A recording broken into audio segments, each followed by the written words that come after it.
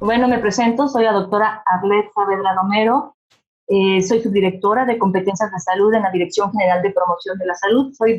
Soy doctora en salud pública y pues bueno, todos estos temas los manejamos, ahorita ya sabrán cómo estamos todos desde que inició este proceso en el tema del COVID-19.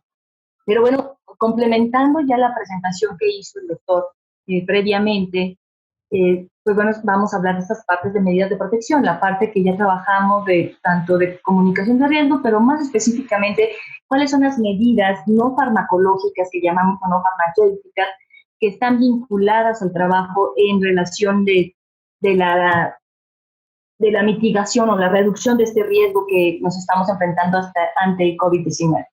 Entonces, iniciamos, no voy a ahondar más, esto ya ampliamente se comentó en la presentación, pero ya sabemos cómo es la transmisión, es de una persona contagiada a otra, a través de estas gotitas que llamamos respiratorias, lo decimos de manera fácil, que significa que están contaminadas, que tienen el virus. O sea, al toser, la persona que está contagiada o estornudar proyecta, como se ve en la imagen, puede proyectar esas gotitas respiratorias y con esto puede, si alguien más llega a su cara o tiene contacto, llega a una superficie y luego tiene contacto con la mano de una persona, que se toque la cara, la boca, que lo hacemos continuamente, pues bueno, es una forma de infectarse. Ese es el medio como se transmite de manera muy general. Y por eso es el tema de saludar de mano, de beso o abrazo a una persona enferma, es como también nos podemos contagiar. Así como les comentaba, al tocar un objeto o una superficie que esté contaminada con estas gotitas respiratorias y después te tocas la boca, la nariz, y antes de lavar tus manos, pues bueno, que estén contaminadas, esa es la forma que te vas a contagiar. Entonces, ¿de qué manera es importante saber esto para saber cuáles son las medidas preventivas que debemos de realizar? Entonces, ¿por dónde entra el organismo? Por la boca, la nariz y los ojos. ¿Qué debemos de proteger entonces? La boca, la nariz y los ojos. Entonces, son los elementos que hay que tenerlo muy claro cómo es para poder identificar estas medidas y que nos queden en un sentido más amplio. ¿Por qué hacemos tanto hincapié? Ojo, ustedes bien lo saben como personal de salud, que es el trabajo social. Y bueno, la transmisión, o sea, contra un estornudo desprotegido, como ustedes ven en esta fotografía, nada se puede hacer. Pueden proyectarse estas gotitas hasta 2 metros, inclusive. Entonces, estamos hablando de 1.5 a 2 metros, o sea, hasta 1.5 como promedio, y es como el espacio que hablamos de la sana distancia, ¿no? Por eso es el tema de que se está buscando este elemento y para evitar que tengamos ese estornudo desprotegido, ¿qué acciones entonces tenemos que realizar? Ahí es donde tenemos que enfocarnos y poder analizar esta información. Otro de los elementos es saber cuánto vive el virus en las diferentes superficies. Es muy parecido a otros coronavirus, se ha identificado, entonces el SARS-CoV-2, que es causante de esta enfermedad, que es el COVID-19, sobrevive en varias horas, inclusive que podemos ver que son varios días, pero en superficies lisas. Por ejemplo, en cobre, que serían como las monedas o las llaves, puede vivir hasta 4 horas. En el cartón, 24 horas. En lo del acero, 48 horas. En el plástico, hasta 72 horas. Entonces, es importante, por eso, la limpieza rutinaria, habitual y varias veces durante el día de los objetos de uso común en este sentido, ¿no? Y la ventaja es que muere con elementos muy sencillos como el agua y el jabón. Podemos controlar este proceso de contagio. Agua, jabón, obviamente el alcohol y el cloro, que se ha mencionado como elementos de desinfección. En ese sentido, ¿qué componentes claves tenemos para responder ante la pandemia del COVID-19? 2 elementos importantes y el enfoque. El enfoque desde el punto de vista de la salud pública y la atención médica directa. Desde la salud pública, reforzando estas acciones o intervenciones no farmacológicas, que decimos, o no farmacéuticas, es el distanciamiento físico y social, que es cuando hablamos de la sana distancia o la susana distancia, que es parte de la campaña que hemos estado promocionando por parte de la Secretaría de Salud, la disminución de la densidad poblacional que esté en contacto, la higiene personal y del entorno, o sea que tanto hay en sus elementos de higiene, y la instalación de filtros para detectar los casos. Estas son las acciones muy precisas en temas de salud pública. El otro elemento grande que es la atención médica, bueno, es la parte de la detección temprana de los casos con un tratamiento oportuno que bien lo comentaron previamente, no hay específicos, se han visto cómo se han cambiado los diferentes protocolos terapéuticos que han cambiado a través de la experiencia. Como al ser un virus nuevo, pues estamos identificando qué es lo que se está funcionando y qué no para poder defendernos contra él. Y el otro tema, pues bueno, como tal, que hablaba propio de los protocolos de tratamiento, pues esta disponibilidad de los mismos y la vacuna, pero cuando exista esta vacuna. Ojo, y es bien importante, la vacuna no estará muy rápido, o sea, los procesos, si ustedes bien recuerdan, en las fases de experimentación, tanto para medicamentos o cualquier intervención como las vacunas que se utilizan en humanos, se manejan 4 fases de manera general. Estas 4 fases tienen que llevarla para buscar desde lo que es la toxicidad, cuáles los efectos secundarios en la población. Entonces van empezando con pocas poblaciones primero de las fases 1, fase 2, hasta llegar a la fase 3, y la fase 4 ya es la última fase, que ya fueron con grandes poblaciones, ya fue avalado por todos los comités de investigación, de ética, de salud y demás, para que después inicie la producción en masa de la vacuna. Eso es importante comentarlo porque de repente salen redes, y se acaba de salir, creo que hace una semana y media o 2, que ya estaban listos para una vacuna en septiembre, pero ojo, es que están pasando a la fase 3. O sea, no está tan rápido el proceso. Tienen que pasar diferentes fases, como comentaba, para que después se pueda realizar esta producción en masa. Ojalá para finales de este año pudieran ya completar las 4 fases, pero sí se está previendo de manera general que en el 2021 se esté haciendo esta distribución mundial que se requiere de la vacuna. Entonces, eso es importante saberlo. ¿Por qué? Porque debemos entonces reforzar esas acciones de salud pública para la mitigación o la prevención de estas enfermedades, prevención del contagio. Entonces, ¿a qué nos referimos con mitigación? Con mitigación nos estamos hablando a reducir, disminuir el riesgo, a suavizar, a reducir esta vulnerabilidad y atenuar estos daños que se pueden dar sobre las personas en relación a esta enfermedad. Pues, ¿qué es lo que queremos hacer? Es disminuir este riesgo, reducir el riesgo. ¿Y cómo vamos a reducir el riesgo de contagio? Pues bueno, con estos elementos que es la higiene personal, la higiene del entorno en el que vamos a estar trabajando, viviendo, conviviendo, la reducción de esta exposición y la densidad poblacional es a lo que nos referimos. O sea, por eso estamos viendo mucho el tema de no reunirnos. O sea, no hay todavía reuniones, por eso las escuelas van a ser lo último que se va a abrir. Entonces, es hacer hincapié en estos elementos. El resguardo en casa, en caso de que se tenga una enfermedad respiratoria, sea resfriado, gripe, obviamente, y es de COVID-19 con mayor razón, y la atención médica oportuna.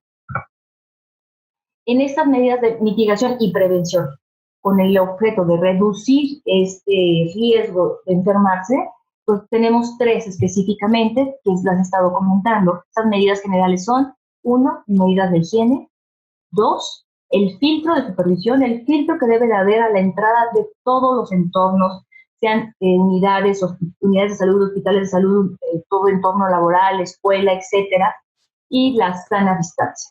Estos 3 elementos son los que tenemos que reforzar constantemente, tanto en nuestra vida laboral como en nuestra vida personal. Las medidas de higiene, bueno, las medidas básicas que tenemos de higiene personal y del entorno son para protegerse no nada más del COVID, como ya lo saben ustedes y lo han realizado, sino para cualquier enfermedad infecciosa. Nos van a ayudar a reducir la probabilidad de exponerte al virus, la probabilidad, o sea, reducen la transmisión del virus y eliminan el virus de las manos y superficies lisas. En general es muy preciso para lo que van estas medidas de higiene. Entre menos contacto tengamos con el virus, de manera directa o indirecta, a través de estos elementos que se comentan, pues bueno, se disminuye el riesgo de contagio. Es importante, entonces, este tema de higiene, el lavado de las manos. Lavarse frecuentemente las manos, principalmente literal con agua y jabón, con una duración al menos de 20 segundos. Esto es importante porque luego hay gente, incluyendo mi hija, que además quiere meter las manos al agua con el jabón y luego sacarla, ¿no? Tienen que estar 20 segundos lavando sus manos, al menos, con agua y jabón. Si no tienen acceso a él, pues bueno, utilizar el gel antibacterial a base de alcohol al menos, o sea, mayor al 60%. ¿Por qué lavarte las manos? Ya lo sabemos. El agua y el jabón rompen el ciclo de transmisión del virus, porque, pues bueno, va a reducir, va a matar el virus, vamos a decirlo así. Los virus como la influenza sobreviven hasta 3 horas en las manos, esto es importante, y hasta 48 horas en las superficies lisas que tocamos con las manos. Ya les decía anteriormente cómo se pueden identificar inclusive hasta 72 horas en las áreas con plástico. Disminuye cerca del 20% de las infecciones respiratorias en general. Lavarse las manos en general va a disminuir infecciones respiratorias, sin hablar también de las infecciones intestinales, gastrointestinales. Entonces, las herpes, que también es otro tema. Pero el lavado de manos es básico y tenemos que reforzarlo dentro de nuestras medidas no farmacéuticas, no farmacológicas, nuestras medidas de prevención ante el COVID-19. El otro importante, ustedes vieron la foto, ¿no? Pues estornudas y avientas la cantidad de gotitas, estas gotitas de flush que sobrevientan y si estás enfermo, bueno, con el virus, con estar contaminadas, pues es importante disminuir que se rieguen por todos lados. Entonces, ¿para qué es importante el estornudo de etiqueta? Porque disminuye que se proyecten estas gotitas, por eso es lo importante. Hay que cubrirse entonces, no nada más en la boca, las dos cosas, por eso se pone, decimos el estornudo de etiqueta, porque se estornuda al interior, en el ángulo interno del brazo, y ahí tratando de cubrir lo que es la nariz y la boca, y así, a su vez también con un pañuelo desechable. Es importante que después de realizar esto, se tienen que lavar las manos o usar alcohol gel. Entonces, esto nos ayuda, ¿por qué usar el estornudo de etiqueta? Porque pues, ya sabemos, los virus viajan a través de estas gotitas y se expulsan al hablar, toser, estornudar, hasta 1,5 metros de distancia, que inclusive han dicho que hasta 2 metros, pero bueno, ya son otras variantes en temas de por qué se proyectan más en algunos. Es importante porque evitamos contagiar y pues con eso también limitamos la liberación de esas gotitas de saliva al medio ambiente y evitamos, si lo hacemos en el codo, que las manos se contaminen con la saliva. Esto es importante en relación a este tema. Pues bueno, de las medidas de higiene que se complementa con el tema de no tocarse, obviamente, la cara con las manos sucias, sobre todo la nariz, boca y ojos, que son los elementos por donde se transmite, se puede contagiar este virus. ¿Por qué no deben de tocarse? Porque entran estos virus a nuestro organismo a través de estas mucosas. Entonces, es importante, si tenemos evidentemente las manos sucias, hay que lavarlas. Pero bueno, si las tenemos sucias y nos tocamos, facilitamos que los virus se vayan a introducir en nuestro organismo. Dentro de las medidas, es importante también que las personas que están enfermas se queden en casa. Que alguien está jugando un poquito con la pantalla, pero no soy yo ahí haciendo esas anotaciones. Evitar entonces el posible contacto con personas enfermas. Las personas que estén enfermas, que tengan cualquier enfermedad respiratoria, sea gripa, sea catarro, lo que definamos, deben de quedarse en casa. Al momento que ceden los síntomas, bueno, ya de manera general deben de pasar más para el COVID-19. Ya cuando terminaron los síntomas, deben de pasar después de eso 14 días para poder regresar al área laboral, para decir que ya no están en manera general contagiando, pero aún así se deben de tomar estas precauciones en relación a las medidas de higiene y de cuidado personal para disminuir el contagio con la demás población. Porque pues, una persona es una fuente de contagio, por eso tienen que permanecer en casa. Entonces, al acudir a lugares concurridos, también puedes contagiar a otras personas. Si tú tienes gripa, si tienes una enfermedad respiratoria, si tienes COVID-19, obviamente vas a contagiar a otras personas, por lo cual es importante que se queden en casa. Limpiar y desinfectar superficies y objetos de uso común. En las oficinas, ¿qué es lo que más usamos? El escritorio, donde estamos, la computadora, el teclado, el mouse, el teléfono, bueno, toda esta parte, desinfectarlas, sabemos, con lo que tengan, obviamente, el cloro diluido, funciona excelentemente para poder reducir la vida, eliminar la vida del virus y, bueno, reducir el contagio. Es importante también tener áreas ventiladas, estas mismas áreas que se puedan ventilar. A veces nuestras áreas como hospitales no pueden estar ventilando todo, pero sí entonces reforzar los temas de limpieza con esos elementos que se comentan y pues bueno, en la medida que se pueda permitir la entrada de luz solar y más principalmente en las casas, ¿no? En lo que son los domicilios. Es importante qué hacer cuando tienes a un enfermo, a un familiar enfermo en tu casa, o si tú eres un familiar, o sea, qué decirle a tus familiares que hagan para mantenerte en casa. Y bueno, seguir puntualmente las indicaciones de lo que te diga tu personal médico, quedarte en casa durante los 14 días, tu recuperación sea rápida. Si eres positivo, obviamente después de que se cesa el último síntoma, o sea, la fiebre, es de las principales, y la tos, menos son 14 días después de estos. De ser posible, se tiene que destinar un espacio para que la persona que esté enferma pueda permanecer ahí y pues, alejando de los demás miembros de la familia, si es posible, si no, pues, es mantener la sana distancia.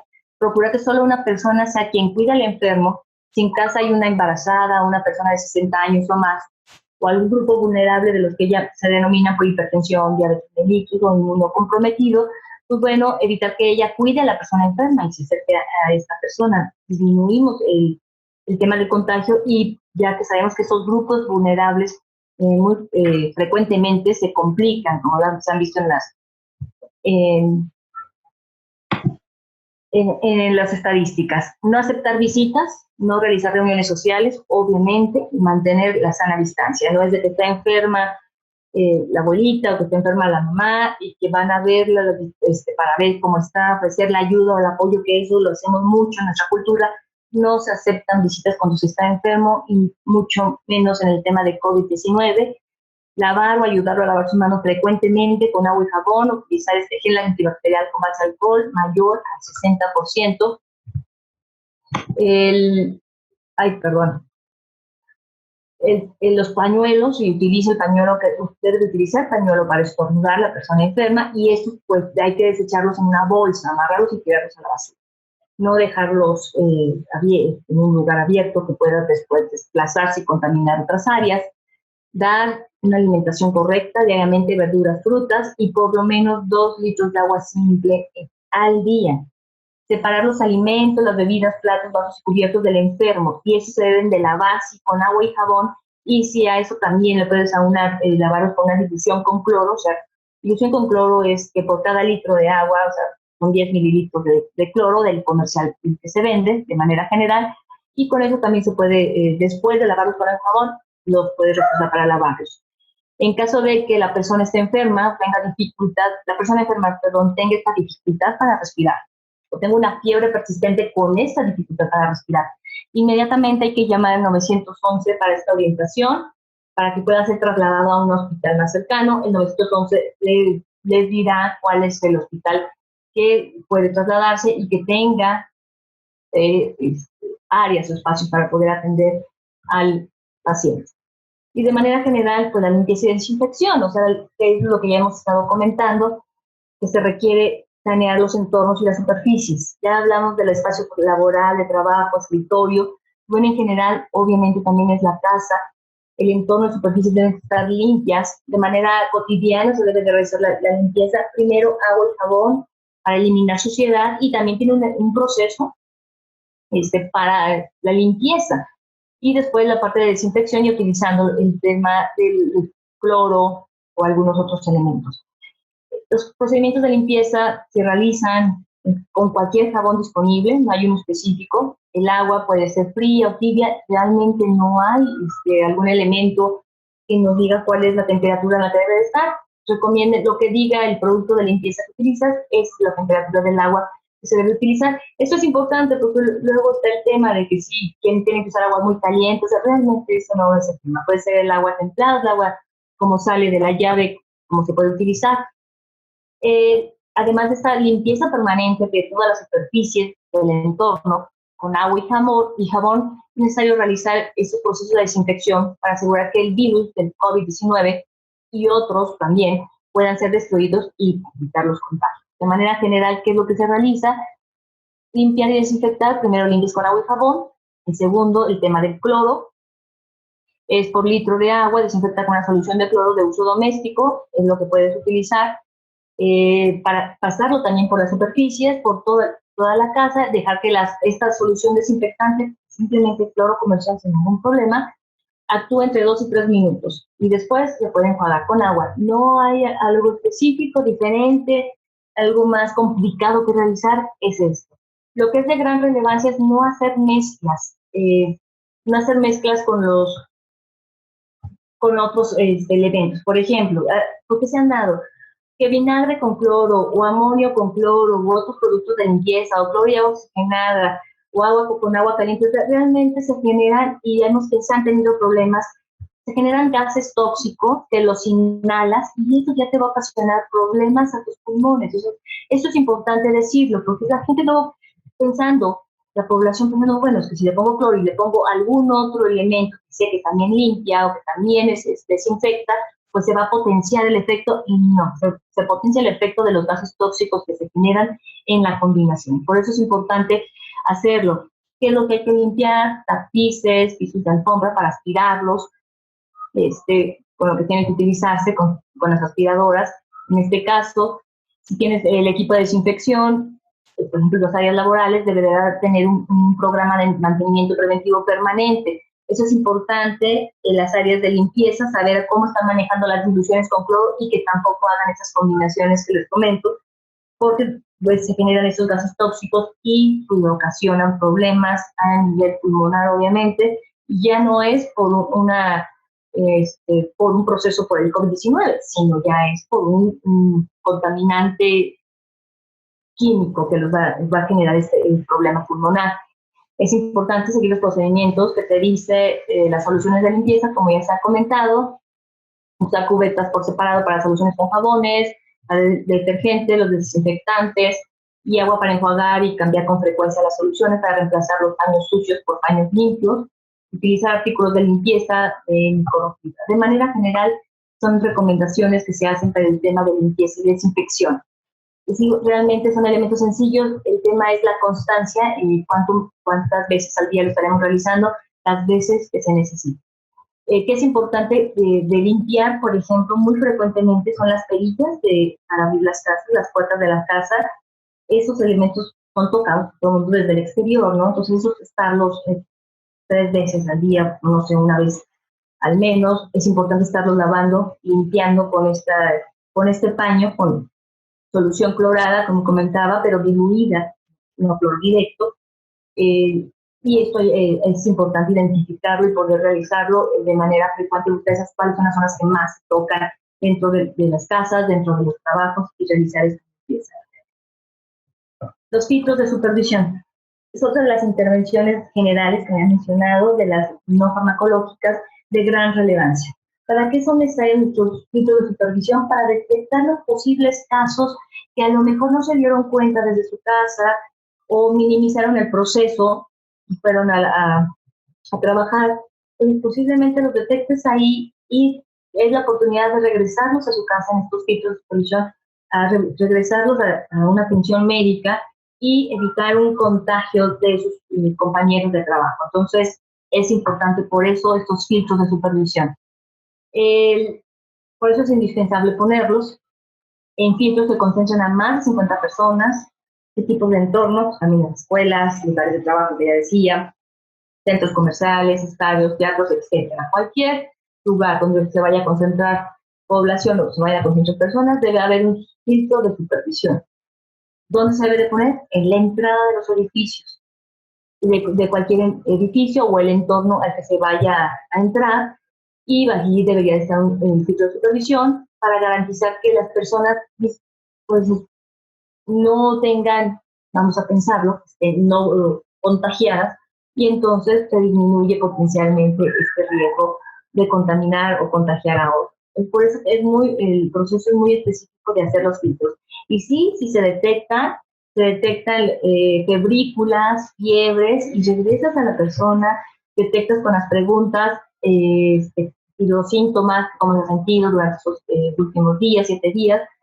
Y entonces las personas empiezan, si lo hablan, lo comentan. O sea, la verdad es un elemento que tenemos con la población que hay que fomentarlo y comentar esta parte de ser honestos al decir la sintomatología para que puedan tomarse la decisión que, bueno, se tiene así se determina que tengan la sintomología en relación al COVID, como bien ya se ha comentado previamente, fiebre, tos, cefalea, pues regrese, vaya a atención médica y acuda a su casa. ¿Dónde lo vamos a instalar? Nuevamente lo repito, entrada de los entornos laborales, ven las fotos, ahí donde están las escuelas, como se acaba de anunciar el viernes pasado, tendrá los filtros de corresponsabilidad, que será el filtro familiar, que se hace en casa, el filtro de la entrada al plantel y el filtro dentro del salón de clase. Entonces, esos son elementos importantes para identificar diferentes espacios para estar al pendiente de los posibles casos y disminuir el riesgo de contagio. Y cualquier espacio público cerrado debe de estar instalado un filtro y donde, como comentábamos, vaya a haber una concentración mayor de 50 personas. Se requiere que se tenga así. ¿Qué se necesita para tener un filtro? Obviamente, primero, contar con una mesa o escritorio que esté cubierta con un mantel o con un paño que pueda estarse lavando, de preferencia, porque hay que lavarlo todos los días. Y en caso de no disponer de esto, pues bueno, hay que limpiar la mesa cada 4 horas con una solución de cloro en agua. Ya habíamos hablado de la reducción de cada litro, pues bueno, una cucharada o 10 mililitros de cloro comercial en este litro de agua. Las sillas que se coloquen para los encargados de aplicar el filtro deberán de cumplir con una distancia, recuerden la sana distancia entre una y otra, de al menos 1 metro, pero de 1 metro a 1,5 metros de distancia. El personal designado para la aplicación del filtro deberá utilizar una bata no estéril, de ser posible. El filtro deberá ser atendido por personal de salud médico o de enfermería o personal de salud. Si no se tiene, pues bueno, se habrá que capacitar a las personas que van a hacer esta función. Si hay varios accesos al inmueble, debe de haber un filtro en los diferentes accesos a ese inmueble. Para evitar las conglomeraciones de los filtros, las personas deben hacer filas guardando la sana distancia de por lo menos un brazo entre una persona y otra, como se ha identificado. ¿Qué es lo que necesita un filtro para trabajar? Bueno, requiere agua, jabón o bien el gel antibacterial mayor al alcohol gel mayor al 60%, y una solución clorada para mantener limpio. Ya habíamos comentado el tema del escritorio o de la mesa que estaba limpiando.